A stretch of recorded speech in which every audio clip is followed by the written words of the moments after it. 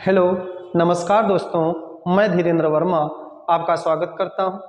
आइए हम मध्यकालीन भारतीय इतिहास की श्रृंखला में आगे गुलाम वंश दिल्ली सल्तनत में पढ़ रहे थे और दिल्ली सल्तनत में गुलाम वंश में हमने कुतुबुद्दीन ऐबक, इल्तुतमिश ये शासकों का हमने अध्ययन किया और इसके बाद गुलाम वंश के आगे के शासकों की श्रृंखला में हम रजिया सुल्तान और नासिरुद्दीन महमूद या मोइजुद्दीन बहराम शाह ए टू जेड जितने शासक आगे के बचे हुए हैं गुलाम वंश के, उनके बारे में आज चर्चा करेंगे और कुछ महत्वपूर्ण क्वेश्चंस जो होंगे उनको देखेंगे। तो हम लोग स्टार्ट करते हैं। रजिया सुल्तान। रजिया सुल्तान के बारे में आप सभी लोगों ने पढ़ा होगा। यह रजिया सुल्तान जो थी वह इल्तुतमिश की पुत्री थी। रजिया सुल्तान इल्तुतमिश की पुत्री थी। जब 1236 में इल्तुतमिश की मौत हो जाती है तो उस समय उत्तराधिकार के लिए कोई योग्य शासक नहीं रहता है, क्योंकि इल्तुतमिश का जो एक योग्य पुत्र था नासिरुद्दीन महमूद, वो 1229 में मंगोलों से अभियान करते समय मारा गया था। तो कोई योग्य शासक नहीं था कि उस समय दिल्ली की शासन व्यवस्था को देख सके। तो इल्तुतमिश ने इस बात को ध्यान रखते हुए अपना जो उत्तराधिकारी, इल्तुतमिश ने सोचा कि हम अपना उत्तराधिकारी किसे घोषित करें, तो रजिया सुल्तान को उसने कर दिया था घोषित, लेकिन वह एक महिला थी तो उसके लिए विद्रोह होने शुरू हो गए, विरोध भी उसका हुआ।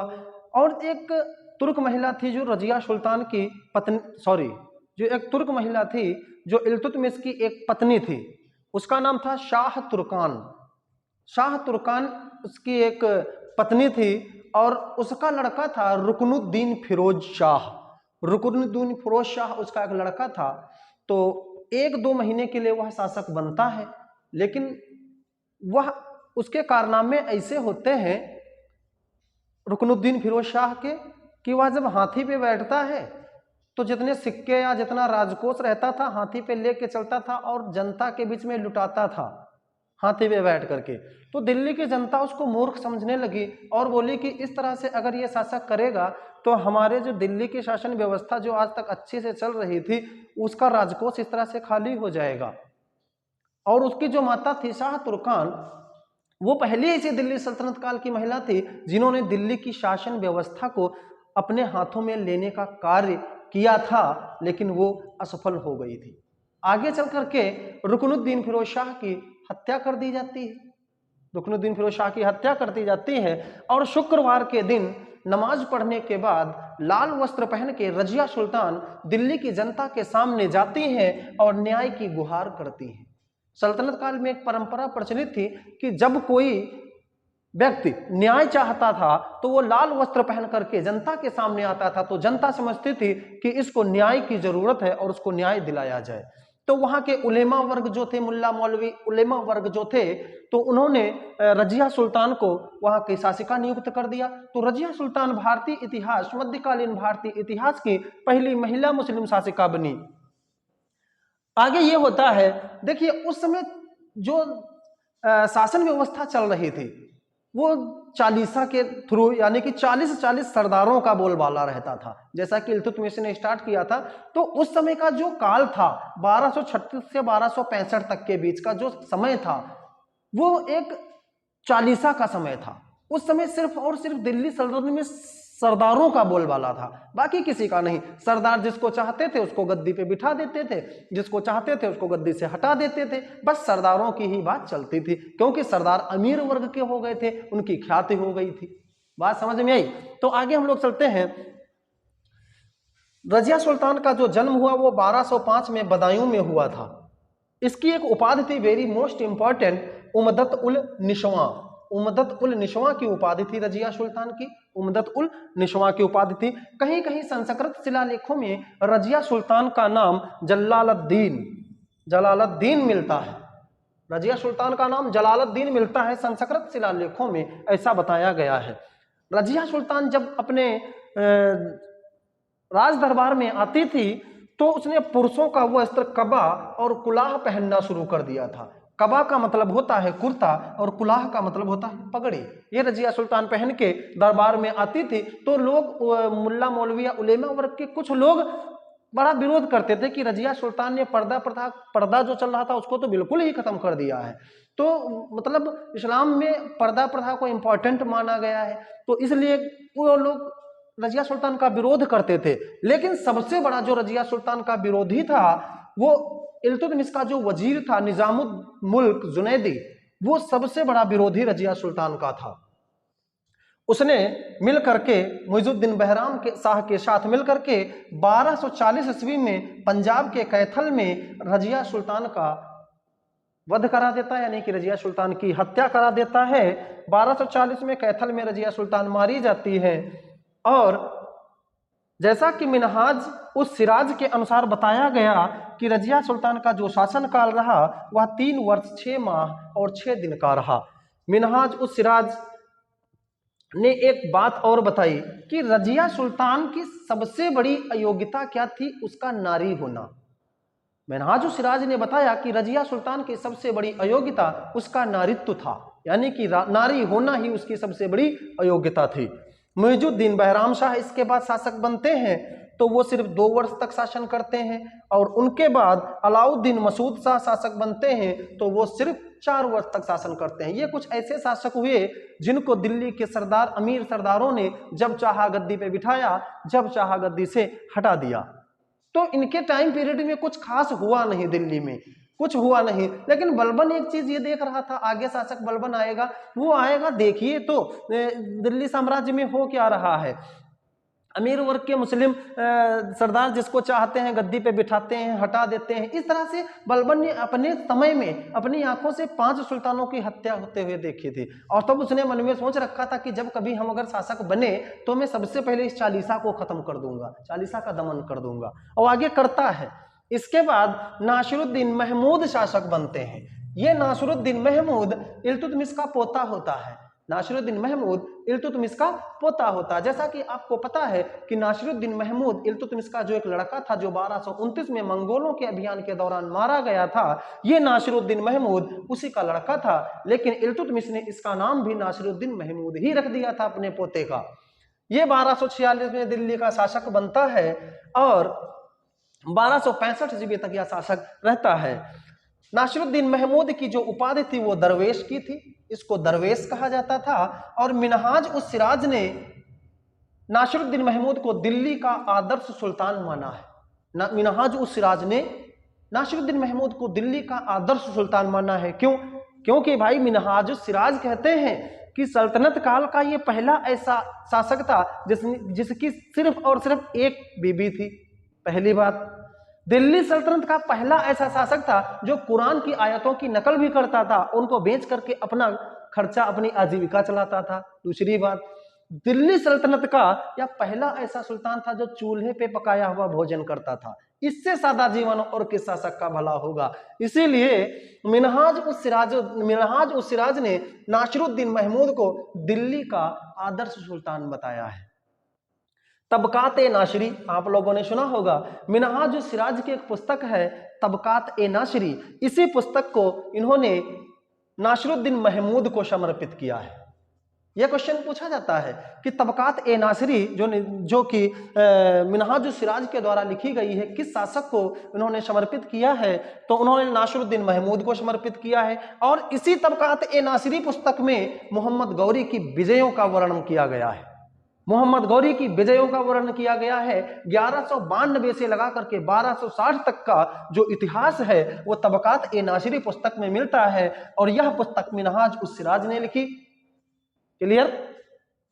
आगे चल करके हमने जैसा कि पहले भी चर्चा करी इस बारे में फिर से बता दे रहे हैं। 1236 से 1266 पर दिल्ली सल्तनत पर चालीसा का शासन रहा। चालीसा का शासन का मतलब भैया ये कि चालीसा का मतलब ये जो 40 सरदारों का जो समूह था वो लोग अपने अकॉर्डिंग दिल्ली की सत्ता पे एक शासक को नियुक्त करते थे और उसको हटाते थे। मतलब ये चालीसा का शासन चलता था। इसके बाद हमने ये इस चीज की भी चर्चा करी। नासिरुद्दीन ने बलबन को उपाधि प्रदान की थी। अच्छा, बलबन कौन था? नासिरुद्दीन महमूद का दामाद था। बलबन को उन्होंने उलूग खां की उपाधि प्रदान की थी और नायब की भी उपाधि प्रदान की थी। और इनकी एकमात्र पत्नी थी और सादा जीवन था नासिरुद्दीन महमूद का। That's clear. और हाँ, दूसरी बात, इनकी मृत्यु के बारे में इतिहासकारों को बड़ा मतभेद रहता है। इन्होंने बताया इतिहासकार एक फरिश्ता हैं, उन्होंने बताया है कि नासिरुद्दीन महमूद की जो मृत्यु हुई थी वो बलबन के द्वारा दिए गए विष से हो गई थी। यहाँ पे नासिरुद्दीन महमूद का शासनकाल खत्म हो जाता है। आगे हम लोग बलबन के बारे में अध्ययन करेंगे। बलबन, जैसा कि बलबन बड़ा फेमस शासक रहा, 1266 में 1287 तक इसका टाइम पीरियड रहा। बलबन का भैया जो मूल नाम था वो बहाउद्दीन था। बलबन का मूल नाम क्या था? बहाउद्दीन था। और इसका उपनाम एक था बलबने खुर्द। इसका मूल नाम था बलबने खुर्द और इसका जो मूल नाम था वो बहाउद्दीन था। और इसकी उपाधि जो थी वो गयासुद्दीन की थी। इसकी उपाधि कौन सी थी? गयासुद्दीन की थी। और एक उपाधि थी नियाबते खुदाई और जिल्ले इलाही। एक उपाधि थी नियाबते खुदाई और जिल्ले इलाही। जिल्ले इलाही का मीन्स ये कि बलबन कहता था कि मैं ईश्वर का अंश हूं, मैं ईश्वर का रूप हूं, आप लोग हमको फॉलो करिए, हम स्वयं भगवान विष्णु का रूप बन करके आप लोगों की सहायता के लिए आए। ऐसा बलबन कहा करता था। नियाबते खुदाई और जिल्ले इलाही उपाधियां उसने धारण करी थी। और आगे हम इसके बारे में भी और चर्चा करेंगे कि जियाउद्दीन बर्नी जो हैं उन्होंने बलबन को खुफिया कातिल कहा है और जनता का पिता भी कहा है और नायक भी कहा है। जियाउद्दीन बर्नी ने बलबन को खुफिया कातिल कहा है और जनता का पिता कहा है और नायक भी कहा है कि बलबन एक बहुत अच्छा नायक था लेकिन खुफिया कातिल था। खुफिया कातिल भैया इसलिए था क्योंकि बलबन जो था, बलबन ने सबसे ज्यादा दिल्ली में अमीरों का कत्ल किया था। अमीरों का कत्ल, अमीरों का मतलब जो 40-40 सरदारों का जो दमन किया था चालीसा का, उसमें जो अमीर वर्ग के थे उनको सबसे भारी मात्रा में बलबन ने ही कत्ल किया था। आगे इसके बारे में हम भी चर्चा करेंगे।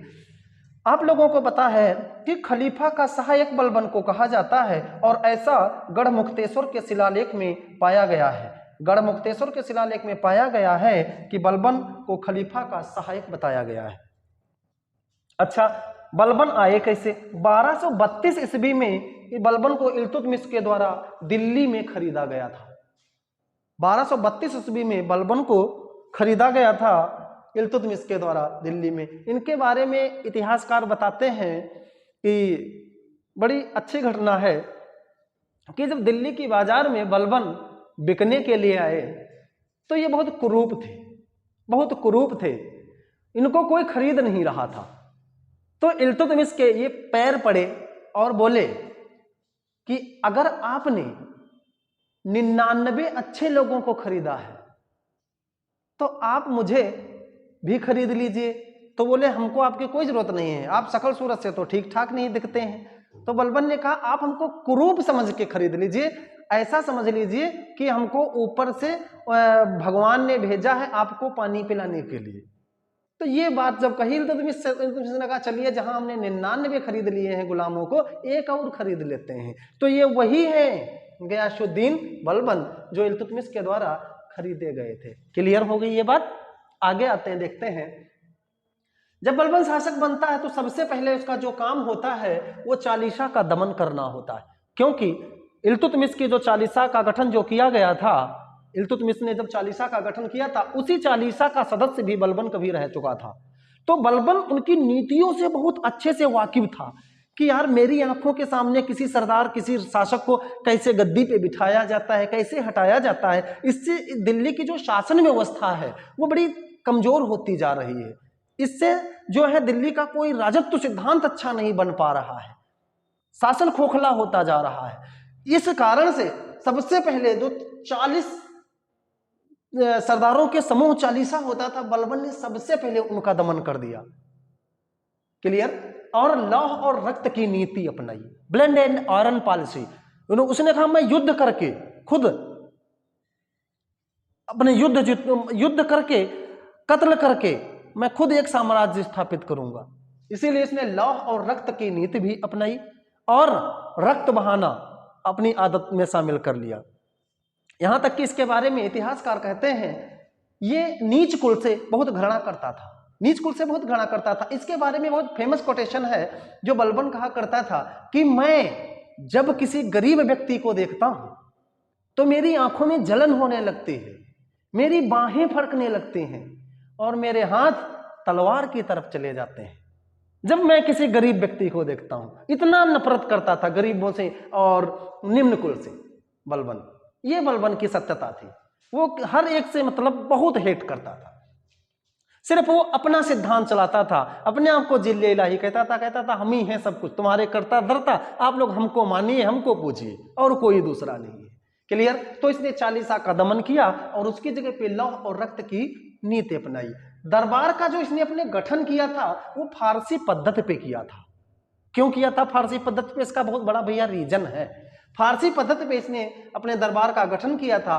क्यों फारसी पद्धति पे? इसलिए किया था, आगे हम इसके बारे में चर्चा करेंगे। और हाँ, इसने अपने दरबार में नवरोज त्योहार मनाना शुरू कर दिया था, जो नवरोज त्योहार 19 दिन तक चलता था।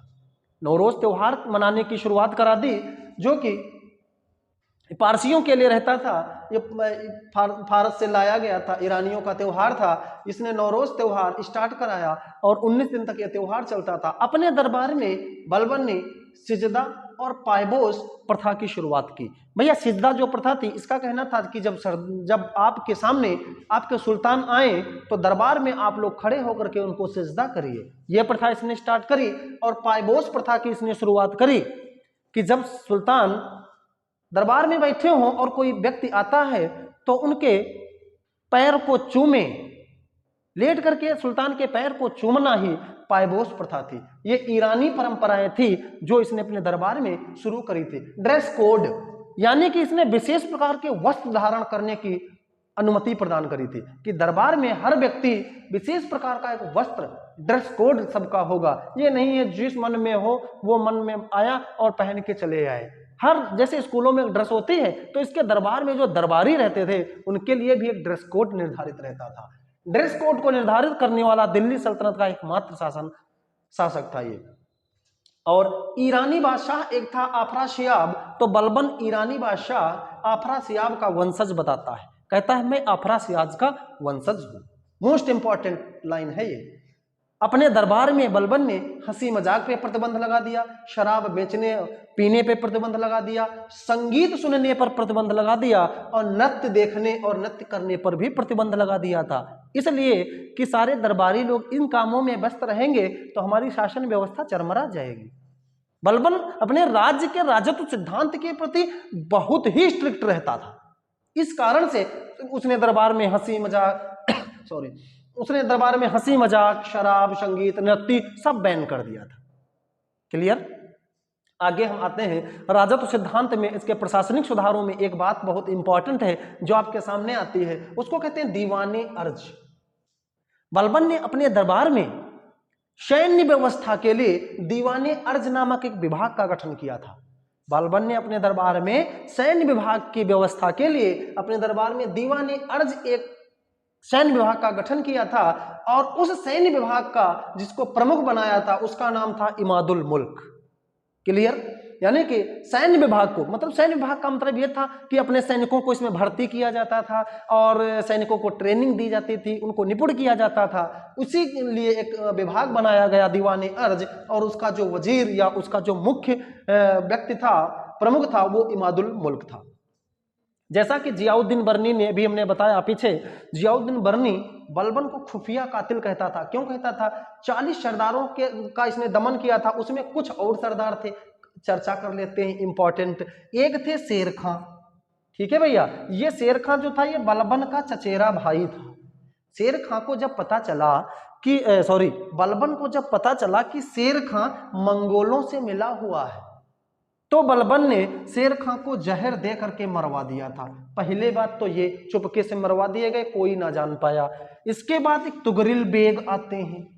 तुगरिल बेग, गुलाम सरदार का पहला विद्रोह तुगरिल बेग ने किया था। गुलाम सरदार का पहला विद्रोह तुगरिल बेग ने किया था। बंगाल अभियान जब तुगरिल बेग ने जीता तो उसके बाद इसने क्या किया भैया, अभियान कर दिया बलबन के खिलाफ। तब इसका दमन कर दिया गया, इसको मार दिया गया।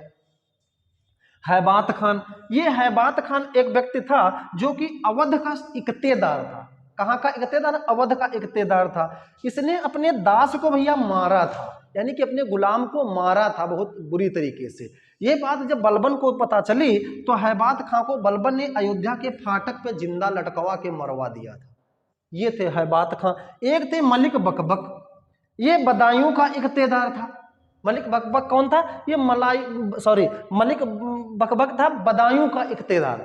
इसने भी दासों को मारा और दासों को जबरदस्ती जो काम नहीं करने थे वो कामों पे लगाया।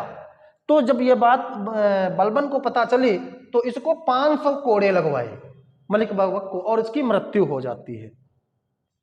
जब बलबन की मृत्यु, इसके बाद जब बलबन की आगे चल के मृत्यु होती है भैया, तो इसकी मृत्यु पर दिल्ली के जो अमीर वर्ग के लोग थे जो बलबन के सपोर्ट में रहते थे, तो उन्होंने 40 दिन तक शोक मनाया था बलबन की मौत का, और अपने सिर पर धूल उड़ाई थी।